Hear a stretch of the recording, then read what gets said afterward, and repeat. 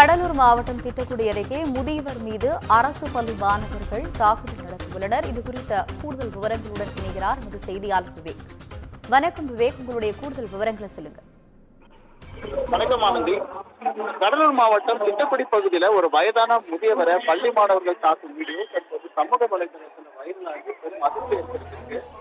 கடலூர் மாவட்டம் திட்டக்குடி அருகே இருக்கக்கூடிய பகுதியில நாள்தோறும் அங்க இருக்கக்கூடிய ஒரு தனியார் தொழிற்சாலை அருகில பள்ளி மாணவர்கள் என்று கொண்டு அவ்வழியாக செல்பவர்களை கேலி கிண்டல் செய்து வருவதாகவும் அதை கேட்பவர்களை தச்சு கேட்பவர்களை அவதூறாக பேசி திட்டும் சம்பவங்கள் கூட அங்கு நடந்து வருவதாக பொதுமக்கள் குற்றம் சாட்டி வந்தனர். இந்த நிலையில கடந்த காலை ஒரு 9:30 மணி அந்த வழியாக ஒரு இருசக்கர வாகனத்துல வந்த ஒரு முதியவர் அவரது பேட்டியை ஏற்றி கொண்டு வந்துள்ளார். அப்பொழுது அந்த நின்று கொண்டிருந்த பள்ளி மாணவர்கள் அவருக்கு வழிவிடாமல் அவரை தொந்தரவு செய்ததாக கூறப்படுகிறது. இது குறித்து அந்த வயதான முதியவர்கள் ஏன் வழியில் நிற்கிறீர்கள் என கேட்ட பொழுது ஆத்திரமடைந்த சில மாணவர்கள் அந்த வயதான முதியவர் என்று கூட பார்க்காமல் அவரை தாக்கியுள்ளனர். இந்த வீடியோ தற்போது சமூக வலைதளத்தில் வெளியாகி பெரும் அதிர்ச்சியை ஏற்படுத்தியிருக்கு.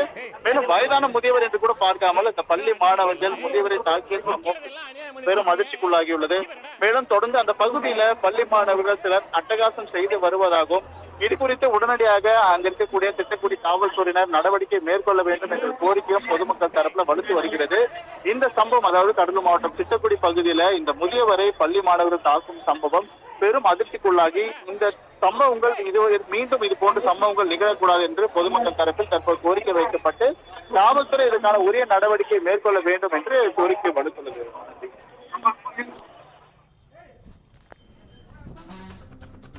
உங்களுடைய தகவலுக்கு நன்றி விவேக்.